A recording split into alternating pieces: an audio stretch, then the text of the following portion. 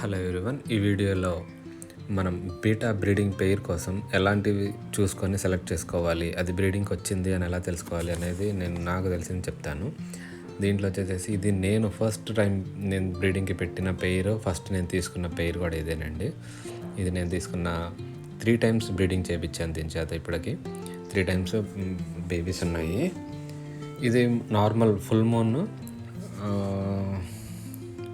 Regular model అని చెప్పొచ్చు అనమాట. ఈ ఫ్యాన్సీ మోడల్స్ కాదు, రెగ్యులర్. నేను దీంతోనే స్టార్ట్ చేశాను.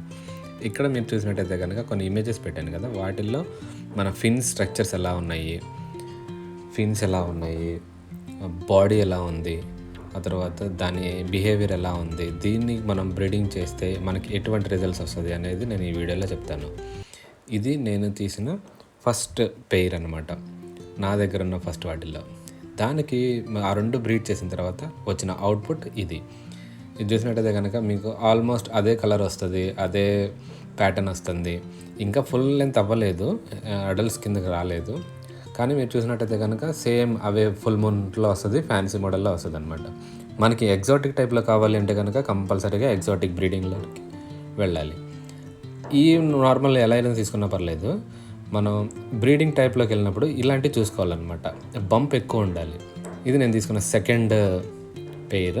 ఇది ఫ్యాన్సీ మోడల్లో క్రౌన్ టైల్ అనమాట, క్రౌన్ టైల్. దీంతో నేను రెడ్ హాఫ్ మూన్తో చేయించాను బ్రీడింగ్. అది బ్రీడింగ్ చేసిన రిజల్ట్ కూడా మనకి మంచిగా వచ్చింది. ఇవి ఇంకా జెన్యున్లోనే ఉన్నాయి.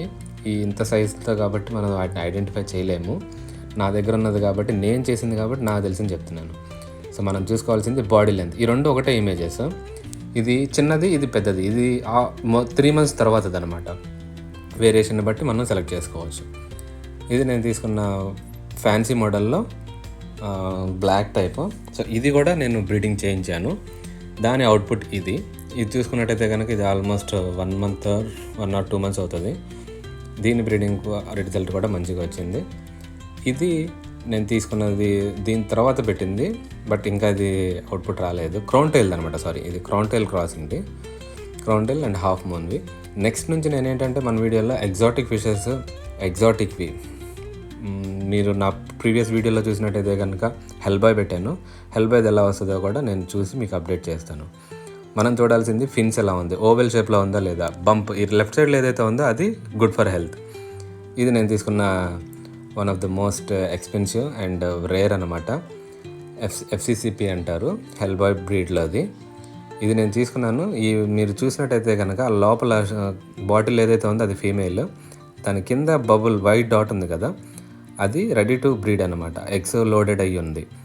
ఇంకా ఫీమేల్ అంటారా, అది హెల్తీగా ఉందా లేదా అనేది చూసుకోవాలి. ఓవెల్ షేప్లో ఉన్నది మ్యాక్సిమం మనకి బెస్ట్ వస్తుంది. సో ఇక్కడ చూసుకున్నట్టయితే కనుక వీటన్నిటిని మీరు అబ్జర్వ్ చేస్తే మీకు వస్తుంది. ఇది నేను హెల్బాయ్ బ్రీడింగ్ చేసిన పెయిర్ ఇది. దీంట్లో ఫీమేల్ని ఎలా ఐడెంటిఫై చేయాలి అంటే, బ్రీడింగ్కి వచ్చింది అని జస్ట్ ఆ కింద డాట్ ఒకటి వస్తుంది అనమాట, వైట్ డాట్ వస్తుంది. మీకు అది కనిపిస్తుంది, దట్ వన్ అక్కడ ఉంది. సో దాన్ని మీరు చూసుకున్నట్టయితే కనుక ఉంటుంది. అండ్ పొట్టలో కూడా కొంచెం మీకు ఉబ్బెత్తు కనబడుతుంది, అది ఫుడ్ కాదు, ఎగ్స్ లోడెడ్ అనమాట. సో మీరు ఏంటంటే దాన్ని క్రాసింగ్కి బ్రీడింగ్కి పెట్టినప్పుడు అబ్జర్వ్ చేసుకుంటూ ఉండాలి, బిహేవియర్స్ ఎలా ఉంటున్నాయి, మేల్ యాక్సెప్ట్ చేస్తుందా, ఫీమేల్ యాక్సెప్ట్ చేస్తుందా అనేది చూసుకుంటే సక్సెస్ రేట్ వస్తుంది.